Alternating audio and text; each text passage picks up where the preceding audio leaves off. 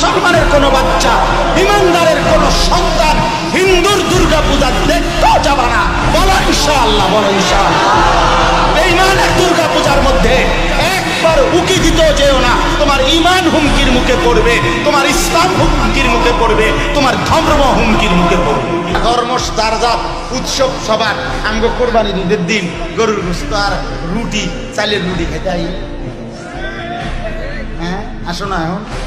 তা যারা এখন এগুলা বলে তারাই তো তাদেরকে উৎসাহিত করে তাদের ঘরে খাওয়ার উচিত এবং সেটা ভিডিও দেওয়া উচিত যে দেখেন আমি যে বলছি ধর্ম যার উৎসব সবার।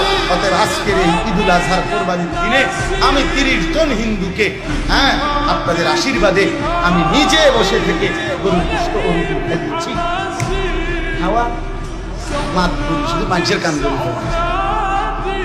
নেতাগিরি শুধু পাবলিকের উপরে চাপায় দেওয়া। আমার ধর্ম, আমার ইবাদত, আমার আনন্দ, আমার শখ, আমার ইসলাম, আমার আল্লাহ, আমার রাসূল, আমি অন্যের কাছে যাব কেন? যাব না ইনশাআল্লাহ।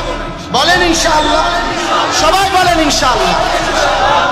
আল্লাহ আমাদেরকে তৌফিক দান।